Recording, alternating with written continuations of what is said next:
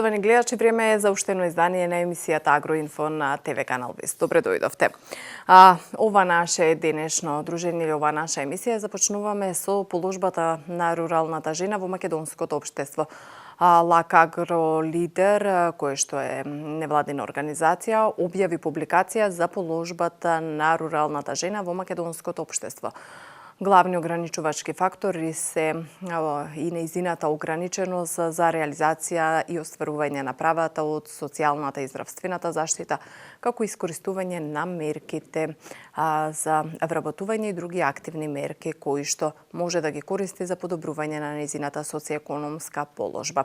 Исто така, ова истражување покажало дека руралните жени всушност ги трпат и најголемите последици како резултат на сите рестриктивни мерки кои што во себе ги содржеше борбата против пандемијата со COVID-19. Повеќе во следниот прилог. Ограничени можности за остварување права од социјална и здравствена заштита, ограничување на можностите за користење на активните мерки за вработување поради недоволна информираност се дел од проблемите со кои се соочуваат руралните жени во македонското општество. Тоа го покажува анализата објавена во публикацијата на ЛАК Агро Лидер. Во видеоинтервју за порталот на Инфокомпас, Марина Тошевска ги додава главните насоки кои што ги објавиле во публикацијата. Оно што го детектира оваа публикација е одраз на истражување што ЛАК Агро Лидер го направи во периодот на месецот септември-октомври минатата година, меѓутоа продолживме со дополнително истражување во месец март оваа година, кој што пак беше насочено баш на пристапот на руралните жени до здравствена заштита и до права кои што произлегуваат од Законот за здравствена заштита. Во оваа публикација се детектирани најголемите предизвици со кои се соочуваат жените од секоја сфера на нивниот живот во руралните средини и нормално се дадени препораки како може да ја подобриме оваа состојба. Факт е дека тие се невидлива нишка за одржлив развој на руралните заедници. Нашата држава е земјоделска држава. Значи, земјоделството ни учествува со 10% во бруто домашниот производ. Последниве години покрај програмите, мерките и финансиската поддршка во овој сектор, забележуваме тренд на намалување. Забележуваме голема миграција од руралните средини. А свесни сме и непобиен факт е дека жените се столбот, зашто тие се вклучени во репродуктивната и социјалната сфера. Доколку ги поддржиме жените во руралните средини, може веќе да зборуваме дека правиме еден голем исчерпор кон рамномерен развој и навистина да создадеме еднакви можности во сите заедници. Спроведена е анализа врз основа на две димензии, примарна и секундарна, а резултатите се обработени со компаративна анализа од други земји, со цел да се разгледа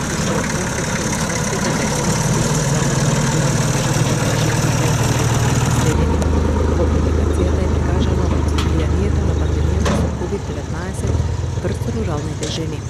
Од неплатени домашни работници до екзистенцијални земјоделци и сезонски земјоделци, руралните жени кои најчесто се дел од неформалната економија, работејќи во небезбедни услови, остварувајќи пониски приходи без никаква заштита од законите за работност и социјални бенефити, здравствено осигурување или платен надоместок за боледување, се најпогодени од социјоекономските ефекти на пандемијата, стои во публикацијата на Лидер ЛАК Агро.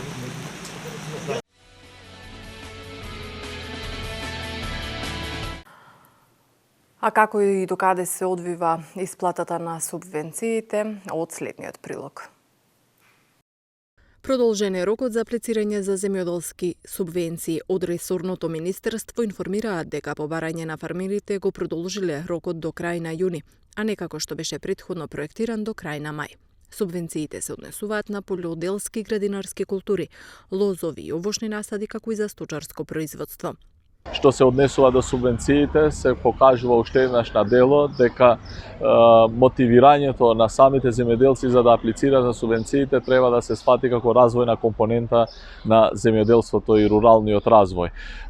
Ние за да им излеземе на пресрет, ево денес најавувам дека на седница на владата ќе предлагаме за да може уште за еден дополнителен месец да се одложи рокот за пријавување на односно аплицирање за субвенциите, така да место 31 1.5. ќе биде 36.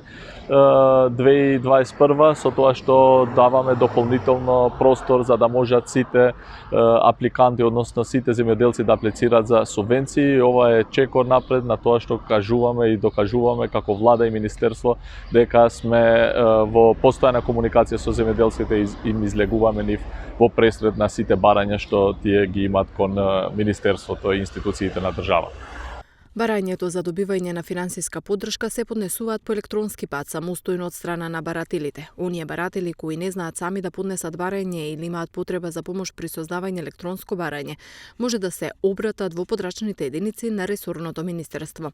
Барањата за мерките од растително производство се поднесуваат врз основа на евидентираните податоци за парцели во единствениот регистар, а оние пак за одгледување на добиток врз основа на регистарот за идентификација и регистрација на домашни животни со состојба на денот на поднесување на барањето. Одгледувачите на добиток пред поднесување на барањето задолжително треба да ја проверат и по потреба да ја ажурираат состојбата на животните во ветеринарното друштво со кој имаат склучено договор.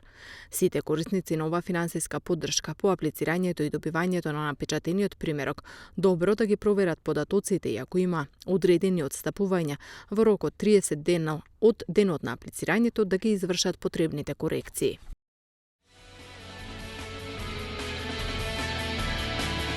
Катастрофалната минатогодишна реколта и целосна сезона на тутунопроизводителите го намалува интересот како кај производителите, кај тутунарите, така и кај откупувачите. Од Сдруженијата на тутунопроизводители очекуваат и до 30% помалку интерес кај откупувачите за тутуното кој што се произведува во Македонија.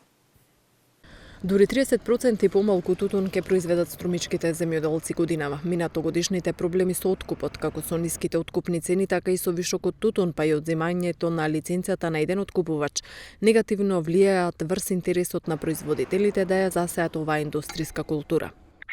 Ланската година, по однос на второто прашање, ланската година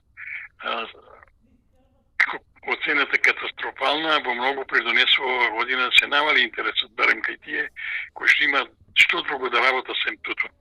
Значи се очекува намалување на производството од производителите и намалување на површините и количините од откупните организации дури со 30%. Така да, ако лани имал, например, 10 декари, оваа година му заклучуват 4-5 декари. Значи и количини и површини се немалени. Дали овие тутунари кои што нема да произведуваат оваа година тутун ќе го пренасочат своето производство кон градинарски култури или некои други култури или ќе останат празни и необработени површини? За несреќа повеќе се празни површини. Те земи го Иловица, земи го Костурино, кои што беа големи производители на тутун, сега веќе ги нема.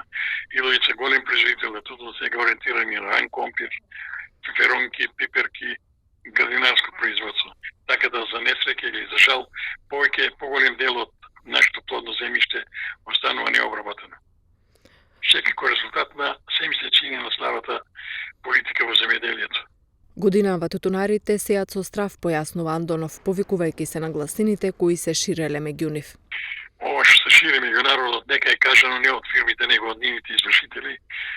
Викат, немојте да го берете тутун од прва и втора рака, нема да ви се откупува. Значи, уште сега се ствара фама и луѓето се питат дали на вешечки начин ќе качат цената на производството на тутун, да не е како лани 160 денара.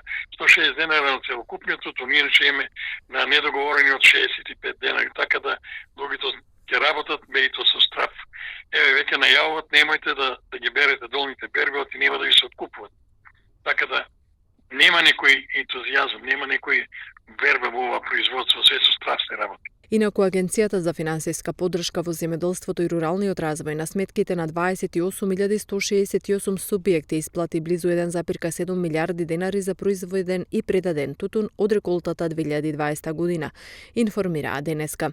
Директорот на агенцијата Никица Бачовски информира дека станува збор за исплата на сите производители кои правно законски ги исполниле условите за добивање финансиска поддршка по оваа мерка. Средствата се веќе легнати на сметките на сите производители кои што произведениот тутун го предале во регистрираните откупни центри: Тутунски комбинат Прилеп, Алијанс, Сокота, Пашовски, Секе, Орбита Табак, Кавекс Балкан, Месиријан и Бако, информира Бачовски. Висината на директните плаќања изнесува 80 денари по килограм за прва класа произведен и предаден тутун, 70 денари за втора класа и 60 денари за трета класа произведен и предаден тутун од реколтата 2020.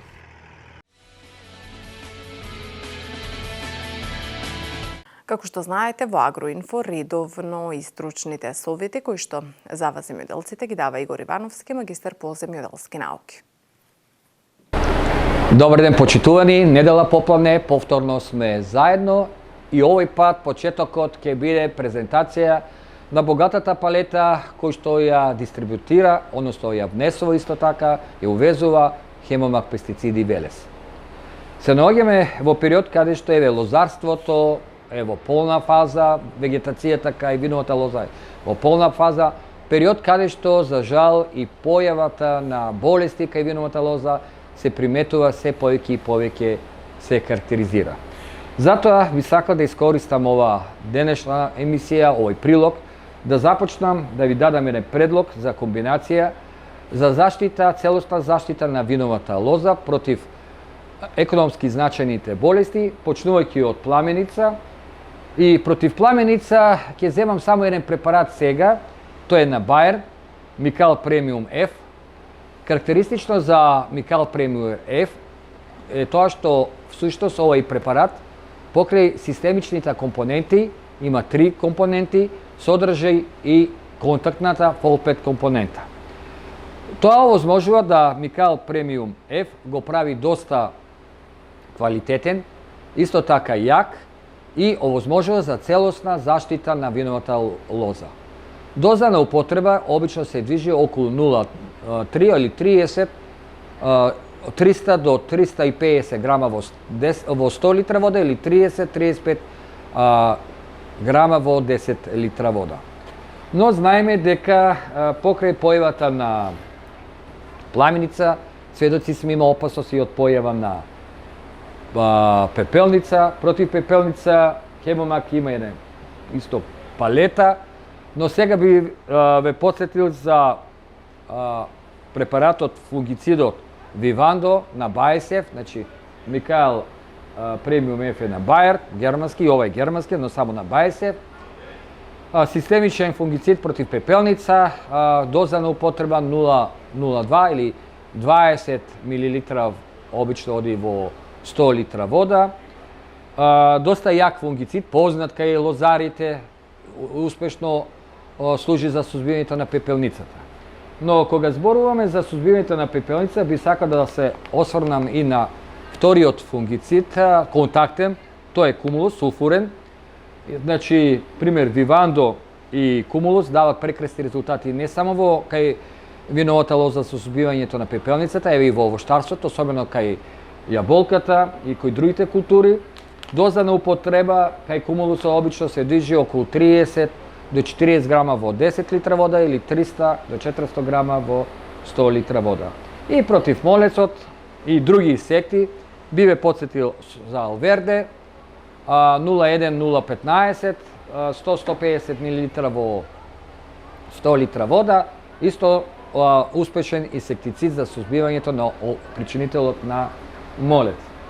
Би се сега навратил нешто на Агроуник Македонија, фирмата бе потсетил за никал калциум со додаток на одредени макро и микроелементи, каде што доминатен нормално е калциумот, течен калциумот, но покрај тоа содржи и азот, магнезиум, бакар, молибден, железо, манган. Значи, иако може да се употреби во систем капка по капка, знаеме дека проблеми големи има во однос на pH на почвата, веќе почвите се доста високи, па би ви препорачал фолиарно со прскање 0,3 доза да го употребите ника калциум. Иначе од палетата на ника калциум, знаете, има и ника калиум и така натаму, ника бор и друго. И во зависност од тоа што сакаме да стимулираме, ги употребуваме овие течни ѓубрива. А во систем капка по капка, да ве сосема кратко подсетам за славол, кој што овој славол оди во доза од само 1 литро на декар, стимулира целостен раст и развој на растенијата, особено каде што имаме проблеми во однос на развитокот на растенијата, а и кај краставиците, кај што знаеме дека интензивно мора да има раст, а со тоа и плододавање на самите растенија. Ова е, почитувани гледачи, сосема кратко за денешната емисија, кратка презентација за препаратите и ѓубривата од страна од увозниците на како што е Хемомак пестициди и Агроуник Македонија. Се надеваме дека и во наредната емисија повторно ќе имаме што да презентираме.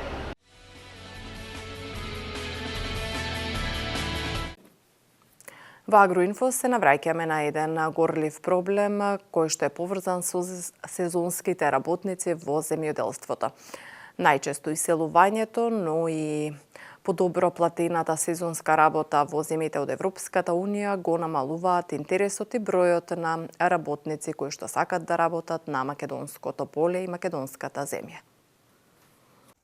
Недостигаат сезонски работници во земјоделството. Фармерите се жалат дека многу тешко може да најдат работна рака, па мора некако да се снаоѓаат. Со тоа наидуваат на потешкоти во целиот производствен процес, бербата и пласманот на производите. Па веќе работници нема, ама некако се снаоѓаме од ден за ден да може да ги превршиме со бербата. Нема работници затоа што не сакаат да работат или се иселени? Повеќето се селени, а пола од што се тука не им се работи. Кога ќе им кажеш јагоди да берат, сите се плашат. Вера Христова од Габрово вели дека од 17 години е во земјоделството. Не е проблем полската работа. За мене не е тешка работата, од што јас сум од 17 години земјоделка и до ден денеска оште имам воля за работа, што викат. На ден бераме по 130 гајби.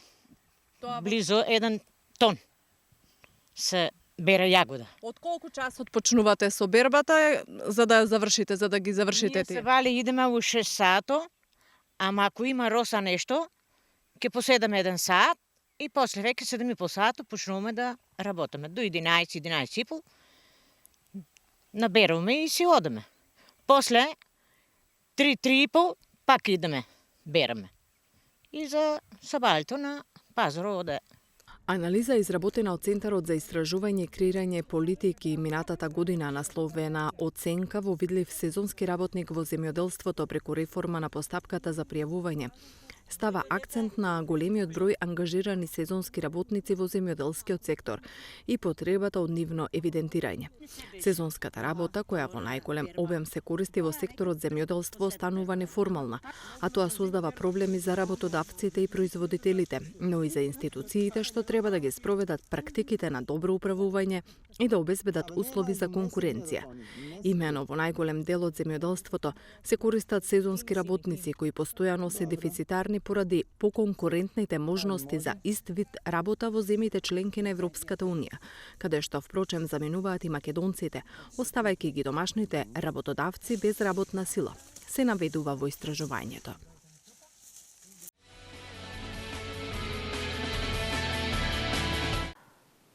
Во Агроинфо да ви информираме уште и за двата повици кои што се однесуваат за развој на сточарството. Директорот на платежната агенција Никица Бачовски посочи дека објавен е нов повик за набавка на педигриран добиток од регистрирани одгледувачници.